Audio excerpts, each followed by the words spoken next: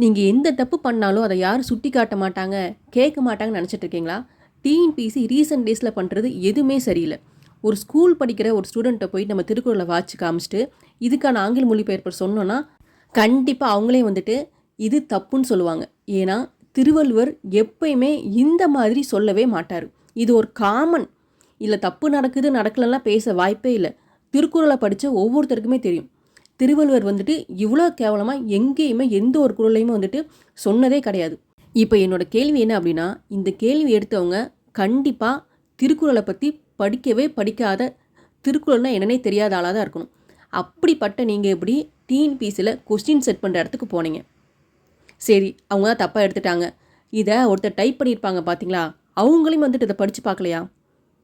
So அப்போ என்ன, டிஎன்பிஎஸ்சிக்குள்ளே இருக்க யாருமே திருக்குறளை ஒழுக்கமாக படிக்காத ஆளுங்க. அப்போ நம்ம மட்டும் குரூப் 4 எக்ஸாம் படிக்கிற நம்ம மட்டும் ஓலைச்சுவடி அளவுக்கு படிக்கணும். இதில் ஒரு விஷயம் சிம்பிளாக புரியுது. படிக்காதவங்களாம் உள்ள வேலை வாங்கிட்டு கவர்மெண்ட் ஆஃபீஸில் இருக்கிறாங்க, படித்தவங்க எல்லாம் வந்துட்டு போராடிக்கிட்டு ரோட்டில் உட்காந்துட்ருக்கோம். இந்த தப்பு ஒரு பெஸ்ட்டு எக்ஸாம்பிள். படித்தவனுக்கான அங்கீகாரமும் வேலையும் கிடைக்கல அப்படின்னா இந்த மாதிரியான தப்புகள் தொடர்ந்து எல்லா இடத்துலையுமே நடந்துக்கிட்டே தான் இருக்கும். இதுக்கு டிஎன்பிஎஸ்சி என்ன சொல்ல போகிறீங்க? இல்லை திருவள்ளுவர் அப்படி தான் சொல்லியிருக்காருன்னு சொல்லி திருவள்ளுவர் மேலே பழி தூக்கி போட போகிறீங்களா? பயவா கலர் அணையர் அப்படிங்கிறதுக்கு திருவள்ளுவர் கொடுத்துருக்க விளக்கம் இதுதான். ஆனால் நீங்கள் இதை இங்கிலீஷில் மொழிபெயர்க்கிறப்ப இந்த விளக்கத்தை வச்சு தான் மொழிபெயர்த்தீங்களா? நீங்கள் எதை ரெஃபர் பண்ணி மொழிபெயர்த்தீங்கிறத கண்டிப்பாக மாணவர்களுக்கு சொல்லியே ஆகணும்.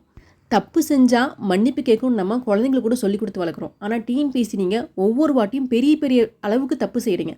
அந்த தப்பை எப்படி வேணால் கடந்து போக முடியுது? பண்ண தப்புக்கு கண்டிப்பாக நீங்கள் ஒரு விளக்கம் கொடுத்து தான் ஆகணும். ஒவ்வொரு வாட்டியும் அந்த தப்புலேருந்து தப்பிச்சு போய்கிட்டே இருக்க முடியாது. மாணவர்களுக்கு விளக்கம் கொடுக்க வேண்டிய பொறுப்பான இடத்துல நீங்கள் இருக்கீங்க. ஸோ இதுக்கான விளக்கத்தையும் கொடுத்தாகணும், தப்புக்கான மன்னிப்பை கண்டிப்பாக கேட்டாகணும். ஏன்னா நான் இந்த வீடியோ முழுக்க அந்த ஆங்கில மொழிபெயர்ப்பை படித்து கூட காமிக்கல. ஏன்னா அதை படிக்க கூட நாக்கு கூசுது. அவ்வளோ கேவலமான ஒன்று நீங்கள் கொஸ்டின் பேப்பரில் எடுத்து வச்சுருக்கிறீங்க. ஆல்ரெடி லாஸ்ட் எக்ஸாமுக்கு 47% பேர் ஆப்ஷன் ஆயிருக்காங்க. இப்படியே போய்கிட்டே இருந்தால் டிஎன்பிஎஸ்சி மேலே சுத்தமாக நம்பகத்தன்மையே ஆஸ்பிரண்ட்ஸ்க்கு இல்லாமையே போயிடும். எங்களை மாதிரி ஆஸ்பிரண்ட்ஸ் டிஎன்பிஎஸ்சி நம்பி லட்சக்கணக்கான பேர் அப்ளை பண்ணி எக்ஸாம் ஃபீஸ் கட்டினா தான் உங்களுக்கு அதில் சேலரியாக கிடைக்குது. ஸோ நீங்கள் அதை கொஞ்சம் மைண்டில் வச்சுக்கிட்டு கொஸ்டின் பேப்பர் இனிமேல் எடுங்க.